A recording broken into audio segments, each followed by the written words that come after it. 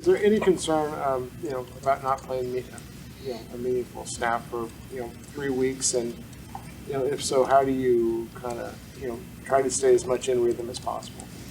Yeah, that's something that I brought up to Kyle, and then he brought up some really good points, just in terms of the preseason, not getting a whole lot of reps and snaps, and then going into Pittsburgh and playing, well enough to win, and same with the bye week, coming back and having a good performance against Jacksonville. So I think I've done it, this year in terms of having some rest and then coming in and playing, and so that's something that's feels good to go back and remind myself about. And not only that, I'm going to be practicing against really good defense, obviously our guys, for the next couple of weeks too.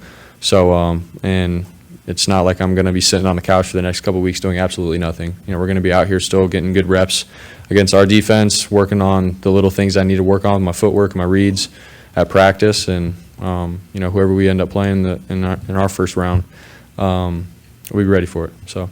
Between the lines there, did you just at least mildly lobby to play a little something?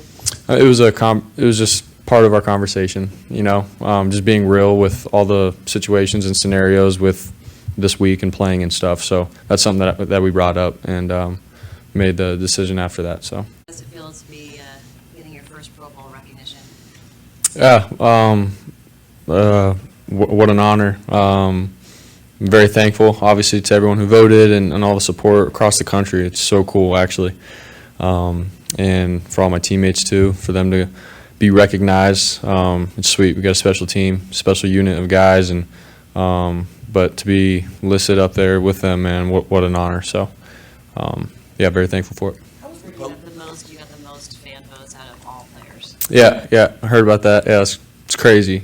I don't know really what to say to that. It's cool, sort of just this last year, how crazy it's been, and then to sort of see that and the support from everybody watching, just all of it, the whole story, and in the last year, it's been a blessing. How is the postseason different than the regular season, or is it? Yeah, I just feel like you get everybody's best ball. Everybody's in tune to what they need to do at a high level, and every drive, every play, really matters. Obviously, that should be the case for the regular season, but postseason. Last year, I feel like I felt that. I feel like, even our first game against the Seahawks, it's like, man, we're getting their best shot. It's a close game all the way up in the first half, and then the Dallas game, it's close. Every possession matters. Not turning the ball over, all the little things matter, and so I just feel like the intensity is just cranked up a little bit more. Regular season, that should be the case, but sometimes things happen and you can lose a couple games and still make it to where you need to be. But postseason, there's very little room for error. So obviously, you're gonna do whatever the coach says and go along with the program. Is there a small part of you that's thinking, there's a football game going on this Sunday and I'm not playing at it? Yeah, a little bit. Just the initial conversation that we had, it was sort of, for me, I was like, man, this is all I know is to prepare for the next game and get ready, and especially when we went out to practice and I saw my teammates doing that, and everyone dressed out, ready to go and preparing for the Rams, and then I'm practicing, but obviously not getting the go for the game. So a little weird in that sense, but it's part of it, and obviously we're doing what's best for the team and the organization. So always got to remember that and have that in mind, but. Yeah, just the competitor in me. Obviously, I want to play and compete all the time. So, but that's the case in the situation that we're in. So. How plugged in will you be on Sunday? Will you have the headphone on? Communicating with Sam. What will be kind of your MO, or what are you planning to do? Yeah, just be in tune with the play calls and everything.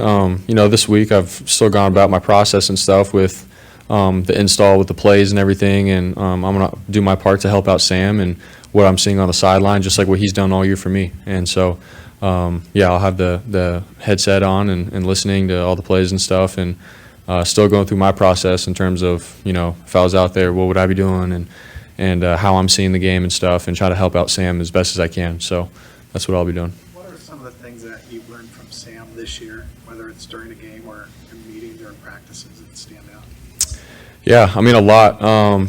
Obviously, he's been a guy who, has been here in this league for I think it's his 6th year now, and just the process, the routine, how to study, what he's seeing with concepts and how he's ran things before.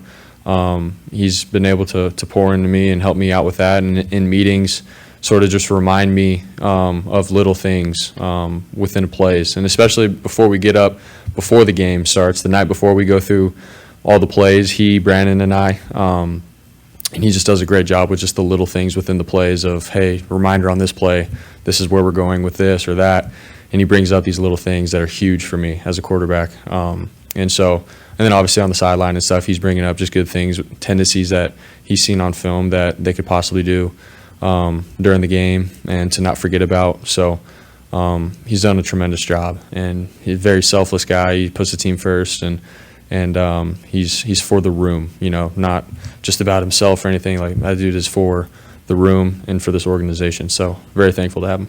In between drives, did you have a set routine? I see you talking sometimes to Sam, sometimes to Greasy. Is that kind of just something that you try to do in between each drive to check in and recalibrate? 100%, yeah. Usually it's, to start off, it's Greasy with what he's seeing and what we're trying to do.